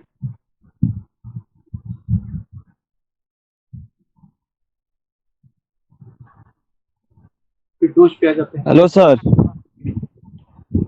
सर मेरा थोड़ा नेट प्रॉब्लम हो गया था सर, नहीं सुन पाया, एक बार रिपीट कर दीजिए सर। वो इथाम्ब्यूटोल पर बात कर रहे थे, तो इथाम्ब्यूटोल से ये चौथा ड्रग्स हो गया। चौथा ड्रग्स में ये बैक्टीरियोस्टैटिक है, बाकी तीनों जो ड्रग का नाम है ना वो बैक्टीरियोसाइडल था। बैक्टीरियोसाइडल में बैक्टीरिया को मार के खत्म करने वाला, लेकिन इथाम्ब्यूटोल बैक्टीरियोसाइडल नहीं है, ये बैक्टीरियोस्टैटिक है। बैक्टीरियोस्टैटिक मतलब बैक्टीरियल की ग्रोथ को रोकेगा, उसके डेवलपमेंट, जो सेलुलर डेवलपमेंट है उसको रोकेगा, उसको मारेगा नहीं। इसके अलावा बोलते हैं कि ये भी गैस्ट्रोइंटेस्टाइन एलिमेंट्री कनाल, माने कि जब भी लेंगे तो इसको ओरल रूट से ही लेना पड़ेगा, और एलिमेंट्री कनाल माने गैस्ट्रोइंटेस्टाइनल ट्रैक्ट से एब्जॉर्ब हो जाएगा, और एब्जॉर्ब होने के बाद टिश्यू फ्लूइड के साथ इंटर ऑलमोस्ट बॉडी, शरीर के लगभग सभी ऑर्गन्स, सभी टिश्यू तक इसकी पहुंच हो जाएगी, वहां तक ये जा सकता है।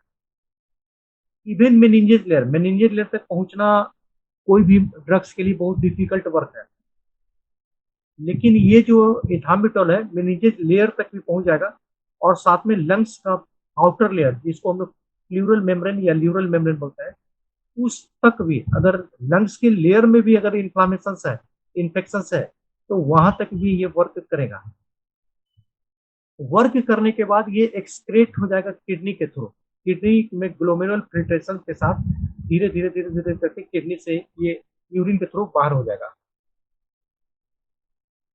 बाकी तीनों ड्रग्स जिसका ऊपर चर्चा किया था हिपेटोटॉक्सिक था, सब लीवर उसको डिटॉक्सिफाई करके बाहर कर रहा था, लेकिन यहाँ पे किडनी इन्वॉल्व हो गया, तो किडनी यहाँ इसको डिटॉक्सिफाई करके फिल्ट्रेट करके बाहर कर रहा है।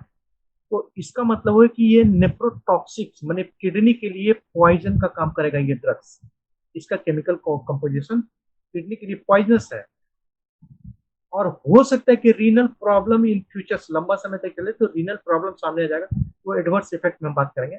लेकिन एक बात तो करना ही होगा कि अगर कोई प्रॉब्लम को पहले से किडनी का डिजीज है, ग्लोमेरुलर नेफ्राइटिस है या पाइलियोनेफ्राइटिस है, किडनी का इन्फ्लामेशन का डिजीज या किडनी का प्रॉब्लम पहले से है, तो ऐसे कंडीशंस में एक डिजीज किडनी का ले रखा है और ऊपर से यह दवा दे रहे हैं, तो किडनी में बड़ा मैसिव डैमेज होने के चांसेस है।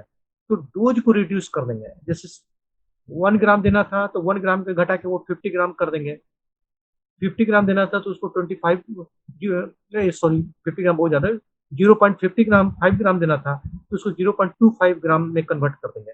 तो ड्यूरेशन डोज को घटा देंगे अगर किडनी का प्रॉब्लम है तब, अदरवाइज डोज देंगे लेकिन किडनी का ये लंबा समय तक चलेगा, तो रीनल इंपेयरमेंट के रूप में सामने ये आएगा, इसका असर किडनी पर पड़ेगा।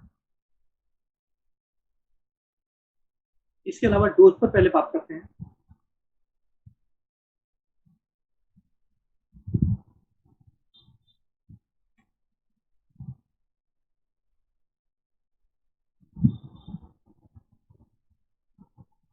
$15 मिलीग्राम पर केजी इन 24 आवर, 24 घंटा में 15 मिलीग्राम पर केजी बॉडी वेट के अनुसार से इसको देंगे।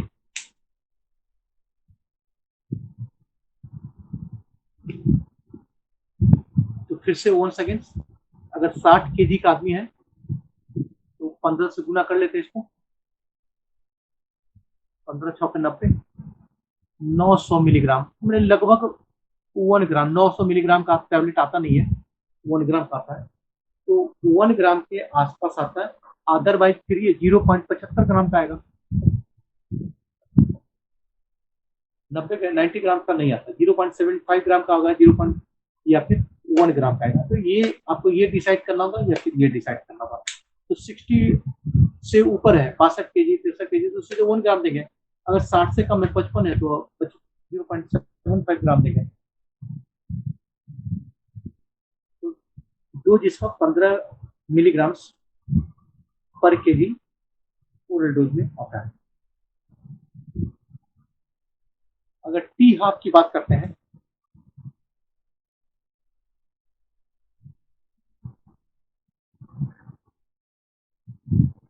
पोटेंशियल हाफ होने का अगर टाइम की बात करते हैं तो 4 आवर, 4 आवर में इसका पोटेंशियल धीरे धीरे करके हाफ हो जाएगा, आधा काम कर चुका होगा 4 घंटा तक ही। लेकिन इसका एडवर्स इफेक्ट बहुत डेंजरस है, इथाम्बुटोल की बात करें तो बहुत खराब एडवर्स इफेक्ट है। ट्यूबरकुलोसिस का कोई भी ड्रग सेफ नहीं है, इसको नहीं कर सकते कि ले लिए या दे रहे हैं, तो ऐसा देने के पहले बहुत बार सोचना होता है क्या क्या हो सकता है।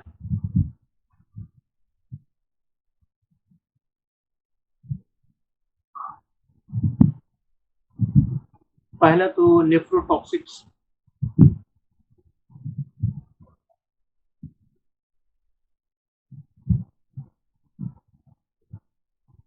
सबसे common. Second optic neuritis, optic neuritis मतलब कि ऑप्टिक नर्व जो देखने के लिए नर्व रिस्पॉन्सिबल है, सेकेंड क्रेनियल नर्व, उसमें इंफ्लामेशन कर देगा और यूनिलैटरल एंड बाइलैटरल दोनों आंख में भी प्रॉब्लम हो सकता है या एक सिंगल आंख में भी प्रॉब्लम हो सकता है।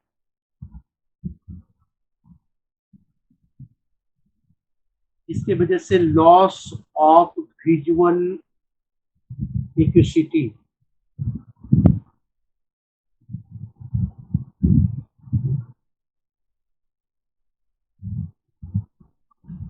विजुअल एक्यूसिटी का मतलब है कि सही सही देखने का प्रॉब्लम पेशेंट में आ सकता है, नहीं देख पाएगा, हो सकता है विजन ब्लर्ड हो जाएगा, विजन धुंधला हो जाएगा, ऐसा हो जाएगा। कई बार कलर ब्लाइंडनेस,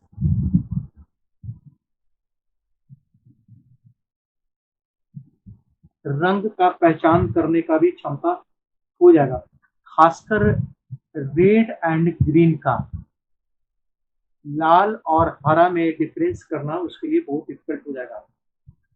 तो यह भी एक प्रॉब्लम सामने आ सकता है। उसको पेरिफेरल विजन लॉस,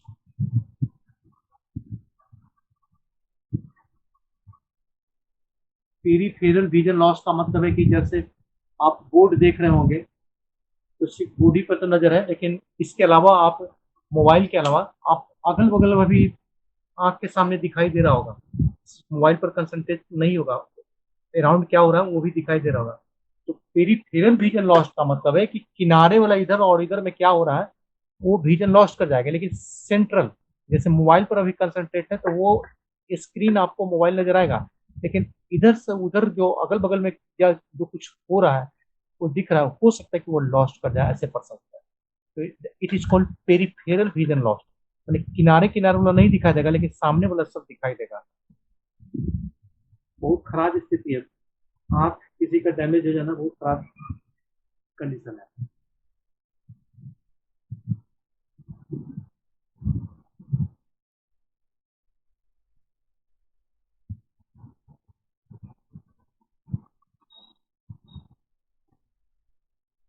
अगर और भी आगे बढ़ेगा तो पेरिफेरल न्यूराइटिस,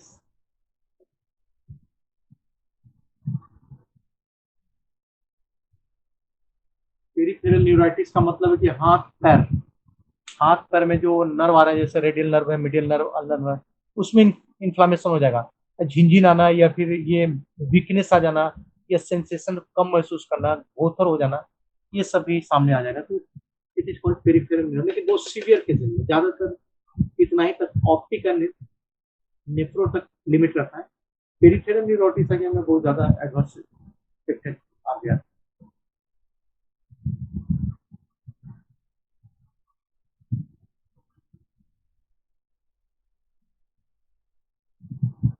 पांचवा पे आते हैं स्ट्रेप्टोमाइसिस, ये फायर एस्टाजम, सब लास्ट में स्ट्रेप्टोमाइसिस। सर ये चौथा कौन था? इथाम बिटम, ये ना चौथा ही बता रहा है। हाँ सर, नहीं देख पा रहे हैं सर, ऊपर कैमरा नहीं, थोड़ा बताइएगा चौथा कौन था? यहाँ लिखे थे इसलिए कैमरा नीचे कर दिया था, नीचे। हाँ कौन सा चैप्टर है? हेलो, अच्छा कौन सा चैप्टर है? आवाज नहीं आ रही, फिर से बोलिए तो। पूछ रहा है कौन सा चैप्टर है? कौन सा चैप्टर है, चैप्टर।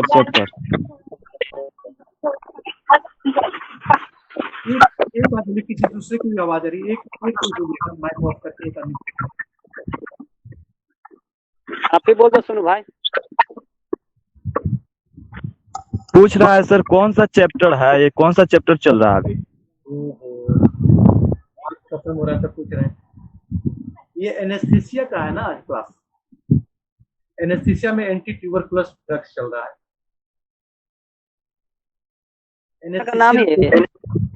पेपर एनेस्थीसिया है, और उसमें टॉपिक से आपका drugs, antibacterial drugs, anti tuberculous drugs, क्योंकि इसका स्पेसिफिक ड्रग्स है, इसलिए anti tuberculous, anti leprosy drugs इसको अलग अलग पढ़ा जाता है। सिलेबस में आपका एंटी ट्यूबरकुलस ड्रग्स, पेपर आपका एनेस्थीसिया है। पांचवा पे आते हैं,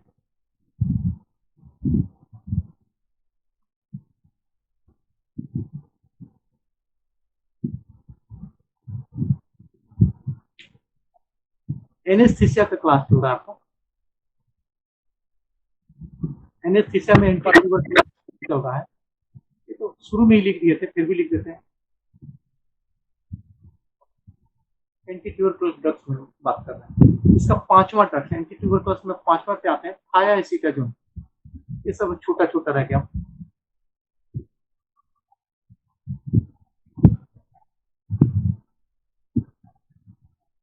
ये 5वां एंटी ट्यूबरकुलोस ड्रग्स हमारे सामने आ गया।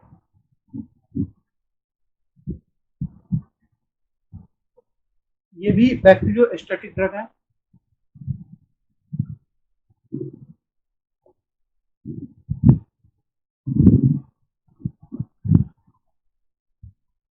बैक्टीरियोस्टैटिक मतलब कि बैक्टीरिया के ग्रोथ को रोकने वाला, बैक्टीरिया को खत्म नहीं करेगा।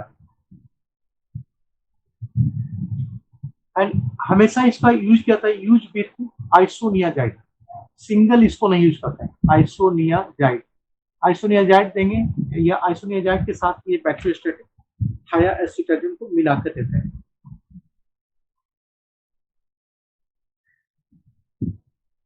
मोड ऑफ एक्शन की बात करें तो I like other anti tuberculous, alimentary canal मतलब GIT के थ्रू ये भी एब्जॉर्ब हो जाएगा।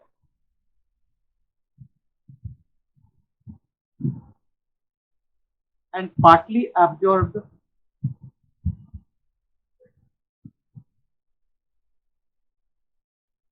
partly metabolized after absorption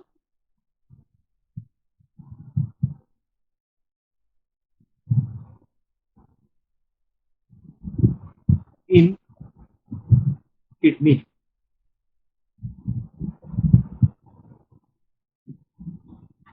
ये भी किडनी में पार्टली मेटाबोलाइज हो जाएगा, और मेटाबोलाइज हो जाएगा तो एक्सक्रेट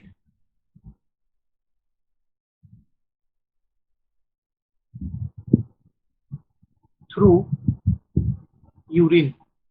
यूरिन से ये धीरे धीरे मेटाबोलाइज हो जाने को धीरे धीरे यूरिन से ये बाहर होता हुआ चला जाएगा।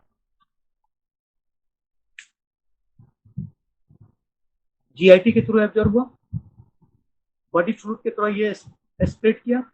बैक्टीरियोस्टैटिक इफेक्ट, सिंगल काम नहीं करेगा, आइसोनियाजाइड के साथ देना पड़ेगा, और मेटाबॉलिज्म में पार्टली मेटाबोलाइज हो जाएगा।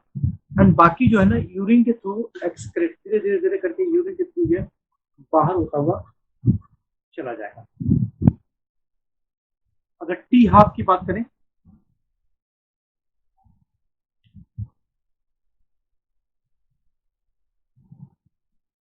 थर्टीन आवर, बड़ी देर तक ये काम करने वाला दवा है।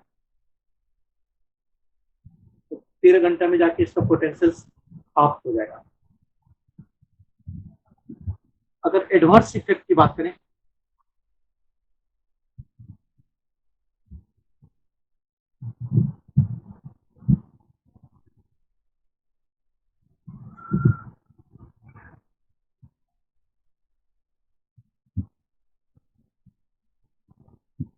GIT upset.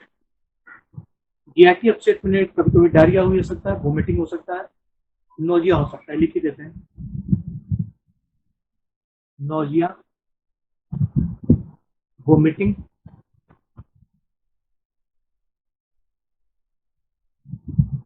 डायरिया, ये GIT अपसेट हो जाएगा। कभी कभी भट्टी को चक्कर आने लगेगा, माथा घूमना जिसको बोलता है। कभी कभी कंजंक्टिवाइटिस,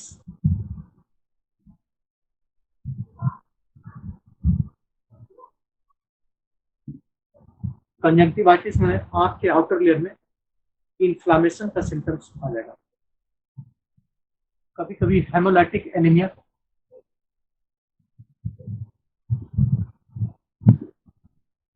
खून की कमी हो जाएगी। हेमोलाइटिक माने आरबीसी मरने लगेगा, हेमोलाइटिक एनीमिया। और समटाइम इरिथमा।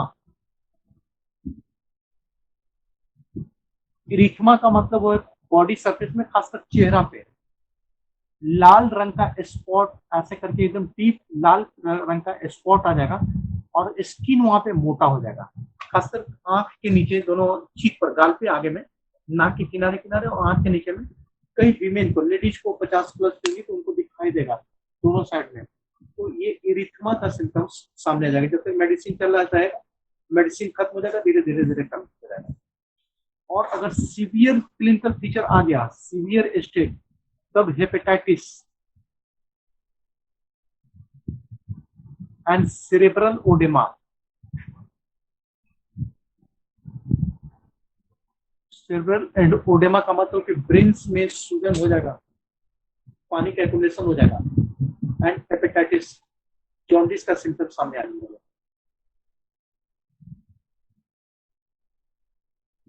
ये इतना एडवर्स इफेक्ट है। अगर डोज की बात करते हैं,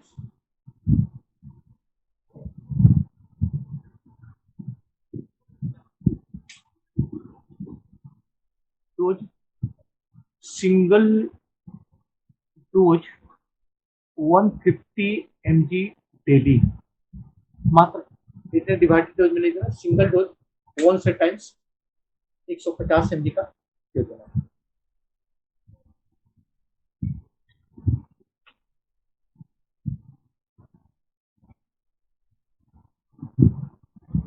ये तो 5 ड्रग्स। और लास्ट में आते हैं, लास्ट में स्ट्रेप्टोमाइसिन।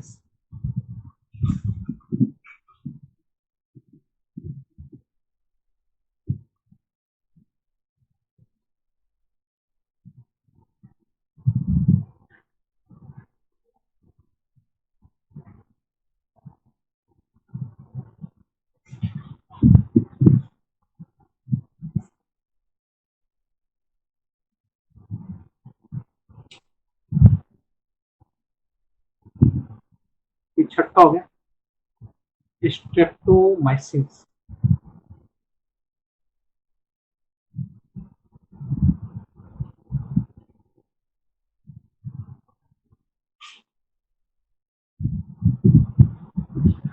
इस पे बात कर लेते हैं। एमिनोग्लाइकोसाइड्स जब पढ़ा रहे थे तो स्ट्रेप्टोमाइसिस पर बात किए थे। स्ट्रेप्टोमाइसिस एंटी ट्यूबरकुलोस में इसको हम लोग इस्तेमाल करते हैं।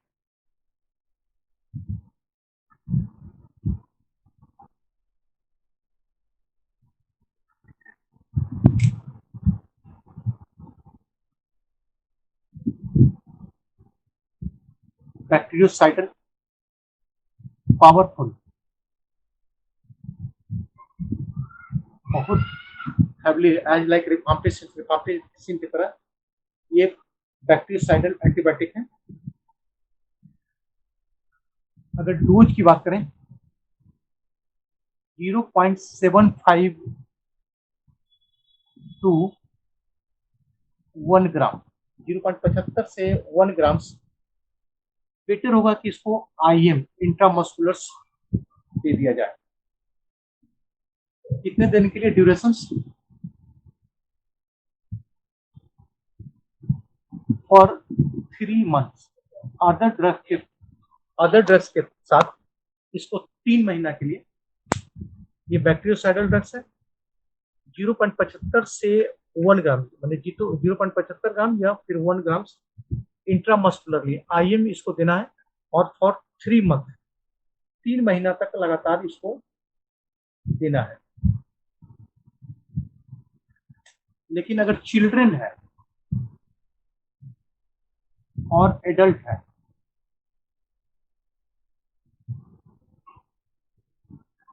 Dose are reduced.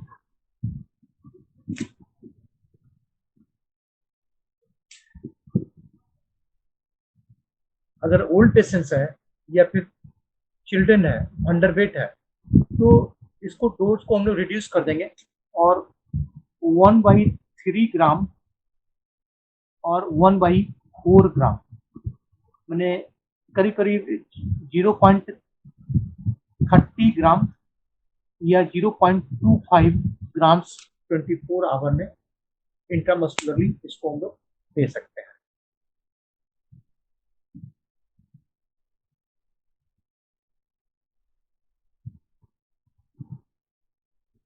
Side effect की बात करें,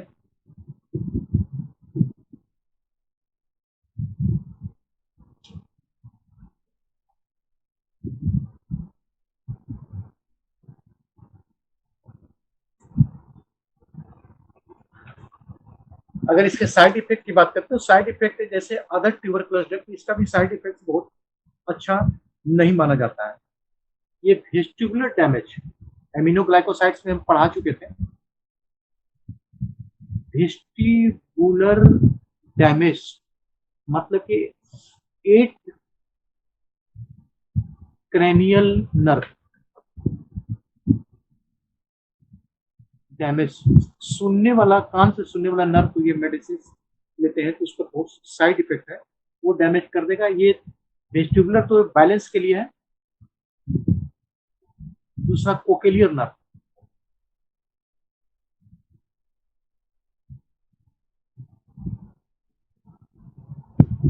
डैमेज, ये ऑडिशंस, बोल सुनने की क्षमता को खत्म कर देगा। नॉर्मल रिएक्शन की बात करें तो न्यूमनेंस, भोथरपन, आंख पर में थोड़ा सा भोथरापन आ जाएगा, टिंगलिंग, झिनझिन झिनझिन महसूस होगा। उसके बाद ये दोनों न्यूमनेंस एंड टिंगलिंग ज्यादातर लिप्स में, होठ में महसूस होगा, पैर हाथ में बड़ी कमी हो जाता है। ये इतना इसका साइड इफेक्ट है, लेकिन ज्यादातर ये एक क्रैनियल नर्व डैमेज होने के लिए जाना जाता है। 8वां क्रैनियल नर्व डैमेज हो जाएगा, जो हमारा वेस्टिबुलर कोक्लियर नर्व। ये एमिनोग्लाइकोसाइड पढ़ा रहे थे तो उस पर बात किए थे बहुत डिटेल से।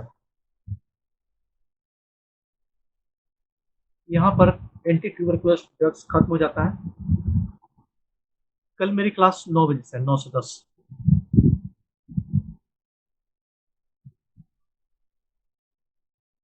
ओके।